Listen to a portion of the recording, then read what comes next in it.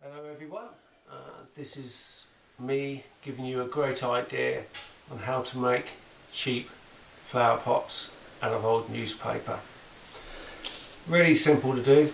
All you need are some normal sheets of paper which I've cut in half, so that's half a sheet of paper, to make a standard flower pot, which is great for potting on any of your vegetable seedlings or plant seedlings.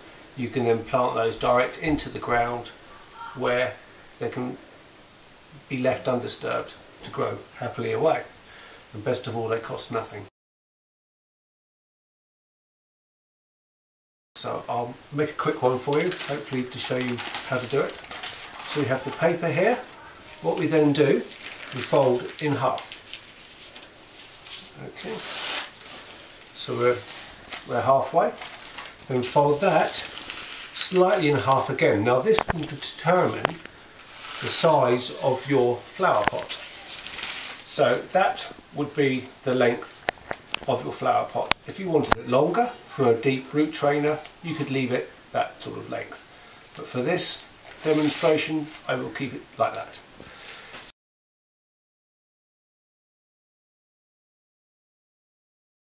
Now the best piece of kit you can use is the rolling pin. Perfect for rolling this up. So you start at the top and you start at the folded end to give you a neat top. So you just loosely pull it on and keeping it as straight as possible, wind it up. You've then got this cylinder. The trick is to make sure it's loose enough that you can take it off. You then tuck the edges in as best as you can. They don't have to be great, but as good as you can possibly get it. You then turn this over, pull the pin out.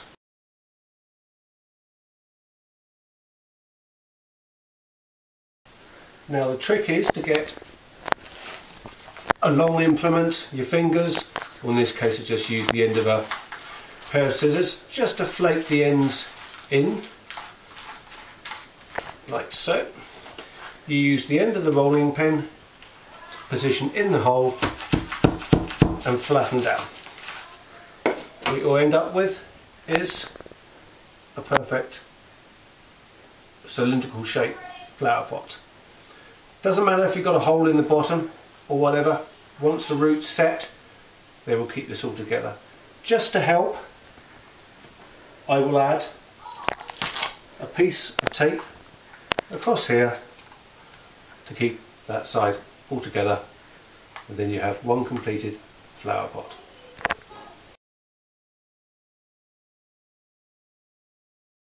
And hi, and just to conclude, after you've got your growing on pot, you then fill it with the growing media of your choice. In this case I use a gritty John Innes multi-purpose compost, which is slightly damp, and it has been warmed up under the radiator, which we fill and drop down, as you can see, nicely fill up. You then will use a dibber and then plant in there what you need to plant in there. And as I can show you here, this is what you end up with. Rows of seedlings like this, sat in a tray. These are tomatoes, and you'll just leave them, keep them moist, and eventually pop them straight out where you need to.